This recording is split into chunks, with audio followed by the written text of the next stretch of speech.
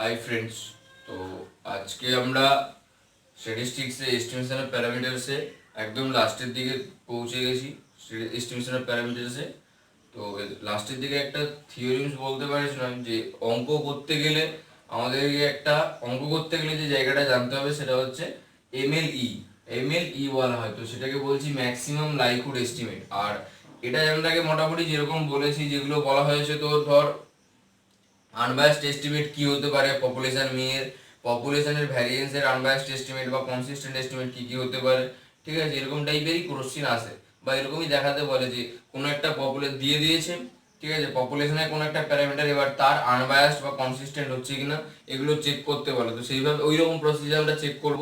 কোথাও আমরা চেবেচিভ লাগাবো, কোথাও আমরা ল অফ লার্জ নাম্বার লাগাবো ফর ইকুয়াল কম্পোনেন্টসে। এই দুটো জিনিস দিয়ে বেসিক্যালি আমরা ওই কাজগুলো করি, ঠিক আছে। বোধ ক্ষেত্রেই কিন্তু আমাদেরকে দেখতে হবে যে ভ্যারিয়েন্স অফ এক্স বারটা যেন এক্সিস্টেন্স থাকে, ভ্যারিয়েন্সটা যেন এক্সিস্টেন্স থাকে, দুটো ক্ষেত্রেই কিন্তু ভ্যারিয়েন্সটা এক্সিস্টেন্স থাকতে হবে, এটা আমরা দেখেছি। তো আজকে আমরা যাচ্ছি একটা নতুন টপিক বা ওই টপিকেরই লাস্ট টপিক, যেটা হচ্ছে ম্যাক্সিমাম লাইকহুড এস্টিমেট। ম্যাক্সিমাম লাইকহুড এস্টিমেটটা কি বলছে, যে ম্যাক্সিমাম লাইকহুড এস্টিমেট বলছে ডেফিনেশনটা কিরকম টাইপের দেখ, যে late x1 x2 xn be a random sample, be a random sample drawn from a population, drawn from a population with parameters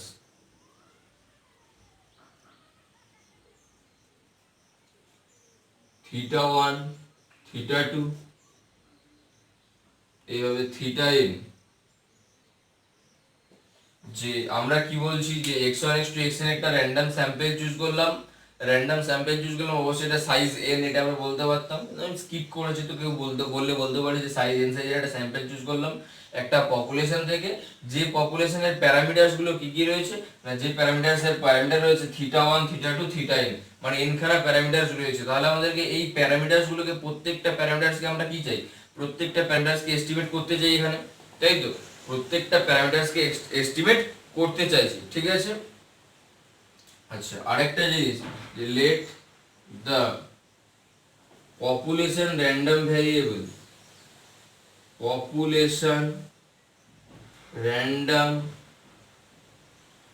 variable, let the population random variable is capital X। যে পপুলেশনের যে random ভ্যারিয়েবলটা, সেই পপুলেশনের random ভ্যারিয়েবলটাকে আমরা ধরে নিলাম সেটা হচ্ছে আমার capital x, ঠিক আছে।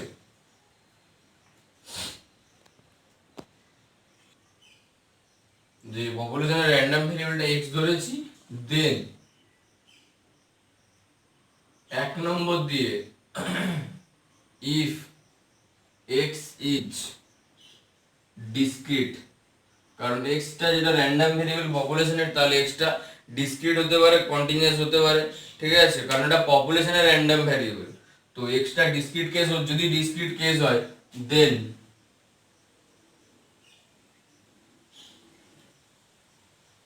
Maximum লাইকহুড,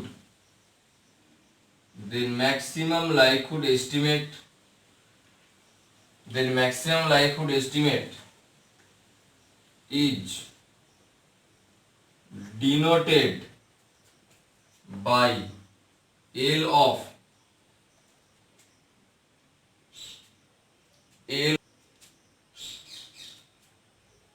x1 x2 xn semicolon দিয়ে theta 1 theta 2 theta n, or simply by L, and it is defined by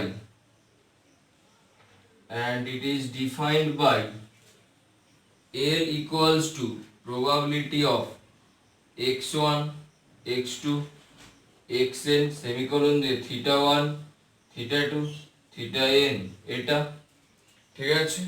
তো এটাকে আমরা আবার করতে পারবো এইভাবে, যে p of xi equals to theta I, এটাকে আমরা এইভাবে লিখতে পারি।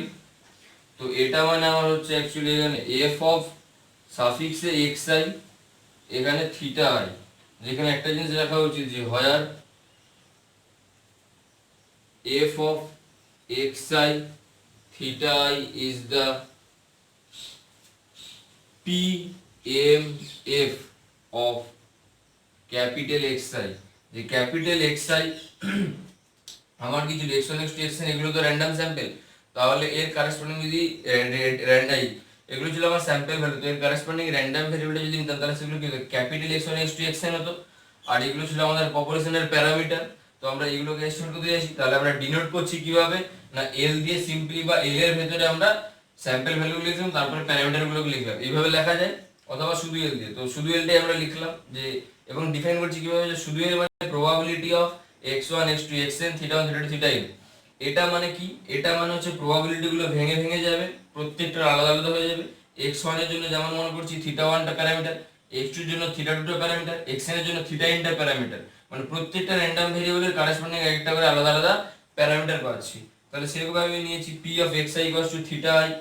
এই প্রবাবিলিটিটাকে আমরা যেহেতু ডিসক্রিট কেস, তাহলে এটাকে আমরা এইভাবে লিখতে পারি, কারণ আমরা যেটা ডিসক্রিট কেসে যেটা প্রবাবিলিটি লিখতাম, প্রবাবিলিটি যেটা ডিসক্রিট কেসে করতাম p অফ x = xi হলে সেটাকে বলতাম, সেটা হচ্ছে আমার f অফ i, এটাকে বলতাম f অফ i। তখন আমরা এই f অফ i টাকে দেখতাম, এই f অফ i টা পজিটিভ এবং এর টোটাল সামটা যদি 1 হতো তখন এটাকে বলতাম pmf।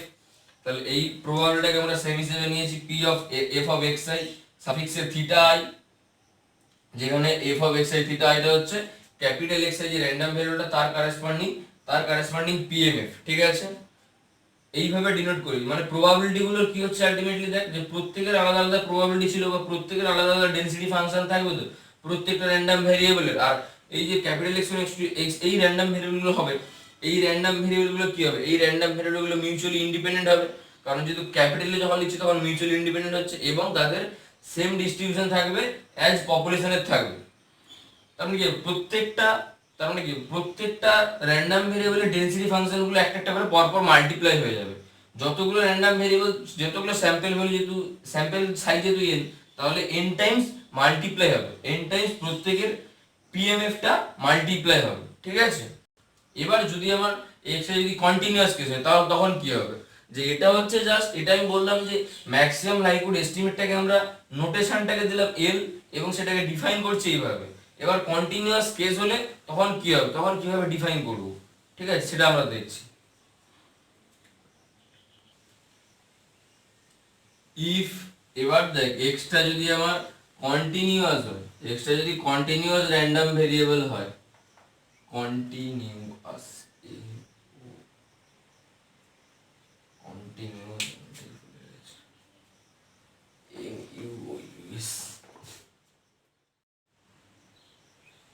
দেখ, তাহলে এক্সটা যদি কন্টিনিউয়াস র্যান্ডম ভেরিয়েবল হয় তাহলে সেক্ষেত্রে আমরা এল দিয়ে ডিনোট করছি ম্যাক্সিমাম লাইকহুড এস্টিমেটটাকে, এবং এলটাকে আমরা এইভাবে একই রকম ভাবে লিখছি।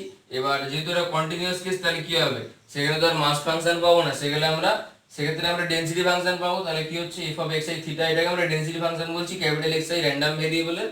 তার মানে এখানে আলটিমেটলি কি পাচ্ছি, যে প্রত্যেকটা র্যান্ডম ভেরিয়েবলের n টাইমস করে, প্রত্যেকটা র্যান্ডম ভেরিয়েবল n টাইম, মানে স্যাম্পল ভ্যালুতে আমরা n সাইজে চুজ করব, তাহলে তার জন্য র্যান্ডম ভেরিয়েবলটাও n খানেই হবে। তো সেক্ষেত্রে প্রত্যেকটা র্যান্ডম ভেরিয়েবলের যে ডেনসিটি ফাংশন পাওয়া যাবে, সেই র্যান্ডম ভেরিয়েবলের ডেনসিটি ফাংশনগুলোকে আমরা মাল্টিপ্লাই করে যাব। ঠিক আছে, এটা হচ্ছে ব্যাপারটা। যেমন ওখানে বেসিক্যালি অন্য কিছু মনে রাখার দরকার নেই, যে ডিসক্রিট কেস যদি হয় তাহলে সেক্ষেত্রে মাস ফাংশনটাকে মাল্টিপ্লাই হবে পরপর, প্রত্যেকটার মাস ফাংশন মাল্টিপ্লাই হয়ে যাবে। আর যদি কন্টিনিউয়াস কেস হয় তাহলে সেক্ষেত্রে ডেনসিটি ফাংশনটা পরপর মাল্টিপ্লাই হয়ে যাবে। ঠিক আছে, এবার বলছি যে কখন আমরা তাহলে কখন এস্টিমেট করতে পারবো, এটা তো আমরা যদি কন্টিনিউয়াস হয় পপুলেশনটা ডিসক্রিট হলে সেক্ষেত্রে আমরা দেখলাম যে কিভাবে ম্যাক্সিমামটাকে এস্টিমেটটাকে আমরা ডিফাইন করছি। ঠিক আছে, তো এবার আমরা বলছি যে if L is globally maximum at θ1 equals to θ1 cap, θ2 equals to θ2 cap, এইভাবে θn equals to θn cap, যদি এলটা গ্লোবালি ম্যাক্সিমাম হয় θ1 θ2 θn এইরকম পজিশনে, ঠিক আছে, তাহলে তাহলে বলা হচ্ছে then θ1 cap θ2 cap θn cap আর called maximum likelihood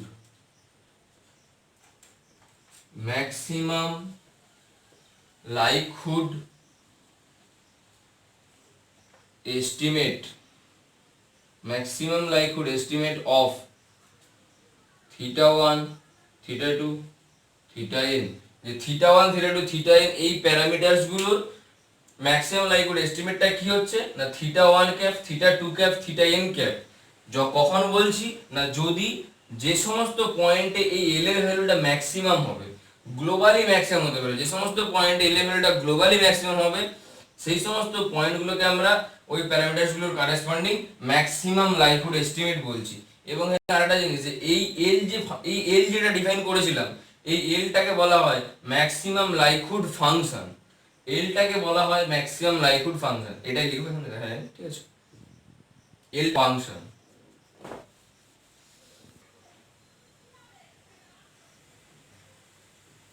Here L is called maximum likelihood function, এলটাকে তাহলে আমরা কি বলছি ম্যাক্সিমাম লাইকহুড ফাংশন, ঠিক আছে। এখান পর্যন্ত মোটামুটি ম্যাক্সিমাম লাইকহুড এস্টিমেটের বেসিক্যালি ম্যাক্সিমাম লাইকহুড জিনিসটা আমরা কি সেটা আমরা এখানে বললাম। তো এবার এটা সম্পর্কিত আমরা প্রবলেমসে যাব, ঠিক আছে।